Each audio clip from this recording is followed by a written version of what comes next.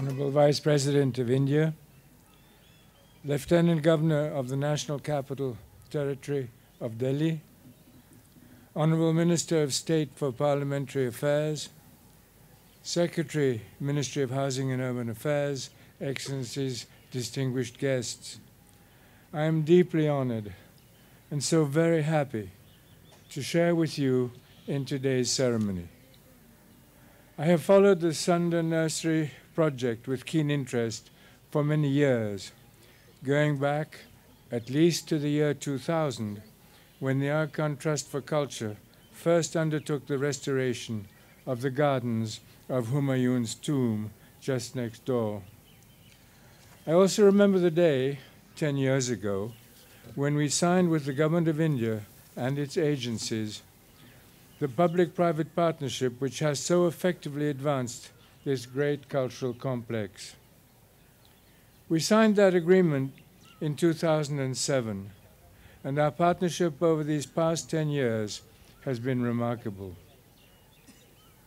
Our deepest gratitude goes out today to all of our partners, including the Ministry of Housing and Urban Affairs, the Central Public Works Department, and the Archaeological Survey of India, as well as to the Norwegian Ministry of Foreign Affairs and the U.S. Embassy through the U.S. Ambassador's Fund for Cultural Preservation. Likewise, the hundreds of craftsmen, stone carvers, plasterers, masons, and gardeners deserve our warmest appreciation and recognition. And also I would like to salute the memory of the late Professor Muhammad Shahir, who sadly is no longer with us. Professor Shahir worked with the Archon Trust for Culture for 18 years.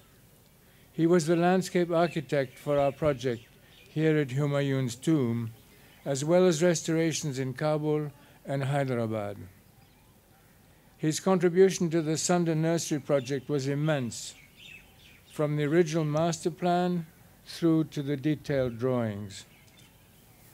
We think gratefully of him today as we see the results of his planning.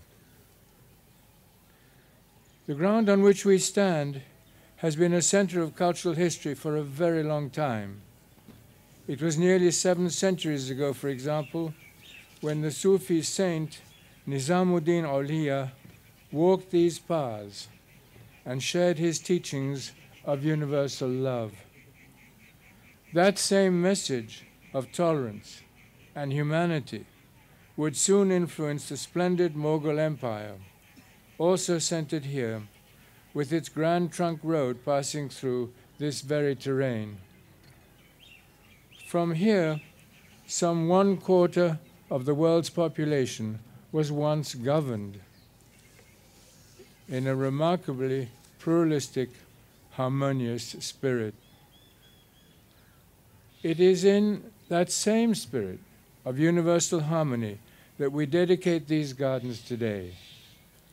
For it is the garden, down through history, that has often symbolized the harmonious interaction of divine blessing and human creativity. This merging of nature's gifts with human design is an ideal that is deeply embedded, of course, both in Indian culture and in Islamic traditions, with the flow of refreshing water reminding us of the abundance of divine blessing. The Sunder Nursery expressed these same values when it was created here, almost 1 century ago, in 1924.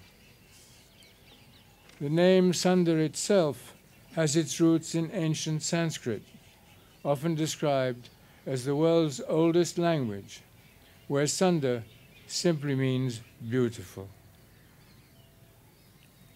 The purpose of the Sunder Nursery a century ago was to gather the most beautiful species of every corner of the British Empire, and then to share them with the rapidly developing city of New Delhi. But even as we reflect on these rich traditions, we also know that they have sometimes been neglected. Under pressure from exploding populations and shrinking budgets, Too often, crowded buildings have been squeezed into dense spaces, overlooking the importance of open greenery in healthy and urban landscapes. Some have suggested that open spaces are unproductive or even wasteful, ignoring their aesthetic, recreational, and economic potentials as catalysts for tourism, for education, for community development, and for sport. To restore, create, and revitalize these beautiful green spaces has been a prime goal of the Archon Trust for Culture in recent years, with 10 notable successes in places ranging from Cairo to Zanzibar, from Toronto to Kabul, from Dushanbe in Tajikistan to Bamako in Mali, and of course here in India. All of these projects were designed to honor the past while also serving the future.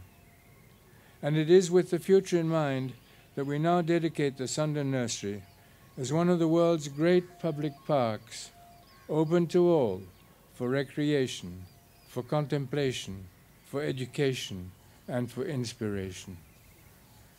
Just think of what a lively, energetic place this will be in the days and years to come.